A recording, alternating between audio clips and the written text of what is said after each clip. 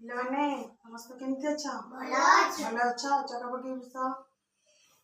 ଭଲ ଅଛ ସମସ୍ତେ? ଆଜି ପାଠ ପଢିବା କୀଟ ପତଙ୍ଗ ଜାଣିଛ କଣ? ପୋକ ମାଛି ଜାଣିଛ? ପୋକ ଜନ୍ମ ଦେଖିଛ? ସେଇ ବିଷୟରେ ଆଜି ପଢିବା। ଏଇଟା ଦେଖାଯାଉଛି କଣ? ପ୍ରଜାପତି କଣ କରେ? ଆଉ କଣ କରେ? ଫୁଲରେ ବସି ମହୁ ସଂଗ୍ରହ କରେ। ଏଇଟା କଣ ଜାଣିଛ? ଝିଣ୍ଟିକା କଣ କରେ? ଗୋଟେ ଜାଗାରେ ଅନ୍ୟ ଜାଗାରେ ଡେଇଁଥାଏ, ଘାସ ଉପରେ ବସିଥାଏ। ତାକୁ କିଏ ଖାଇଥାଏ କହିଲ? ଚଢେଇ ମାନେ ଖାଇଥାନ୍ତି ଝିଣ୍ଟିକା। ଏଇଟା କଣ କହିଲ? ମାଛି କଣ କରେ? ଅପରିଷ୍କାର ଜିନିଷରେ ବସି ଆମ ଖାଦ୍ୟରେ ଆସିକି ବସେ। ଖାଦ୍ୟରେ ବସିବା ଦ୍ୱାରା ଖାଦ୍ୟକୁ ଦୂଷିତ କରି ଆମ ଦେହ ଖରାପ ହୁଏ। ସେଥିପାଇଁ ମାଛି ବସିଥିବା ଖାଦ୍ୟ ଖାଇବ ନାହିଁ।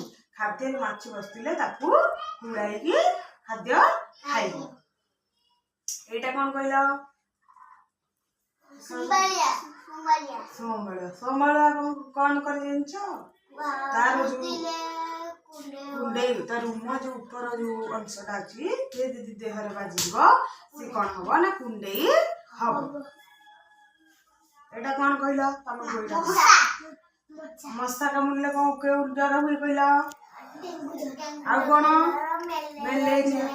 ସେଥିପାଇଁ ମଶାରୀ ଟାଣି ଶୋଇବ। ଏଇଟା କଣ? ସାଧବ ବୋହୁ ପୋକ।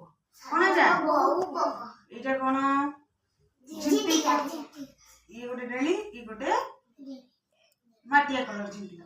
ଏଇଟା କଣ? ପିମ୍ପୁଡି କଣ କରେ? ପିମ୍ପୁଡି ସବୁ ଖାଦ୍ୟ ମାନଙ୍କୁ ମିଠା ଖାଦ୍ୟ ସବୁ ସେଇଥିରେ ବସେ ଖାଦ୍ୟ ସଂଗ୍ରହ କରେ। ଏଇଟା କଣ? ଜୁଳୁଜୁଳିଆ ପୋକ କେତେବେଳେ ଉଡେ?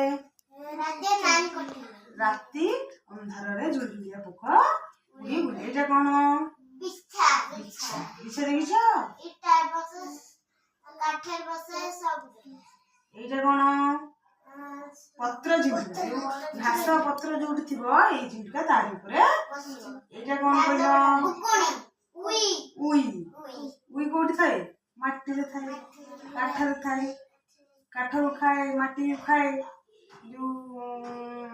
ଦେଖିଛ ଉଇ ନା? ଉଇ ହୁଙ୍କା ଦେଖିନ? ତାର ଗୋଟେ ହୁଙ୍କା ଥାଏ, ମାଟିର ହୁଙ୍କା। ଏଇଟା କଣ କହିଲ? ଅସରପା ଦେଖିଥିବ? ସବୁ ଘର ମାନଙ୍କରେ ଖେଳି ବୁଲେ। ଏଇଟା କଣ କହିଲ? କଙ୍କି ଦେଖିଛ ସମସ୍ତେ? କଙ୍କି କୋଉଠି କଣ କରେ? ବର୍ଷା ହେଲେ ଏକାଥରେ ଉଡି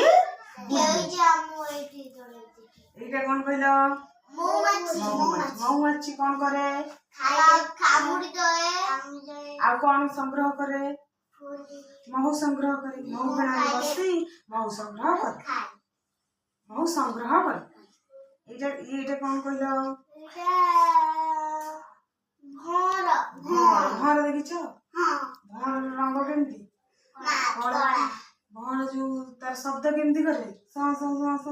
ଶବ୍ଦ କରେନି? ଏଇଟା କଣ କହିଲ? ଗେଣ୍ଡା ଦେଖିଛ? ଗେଣ୍ଡା କୋଉଠି ଥାଏ? ପାଣିରେ ଥାଏ। ଗେଣ୍ଡା ପାଣିରେ ଗୋଡ ଦେଲେ ଏଇଟା କଣ?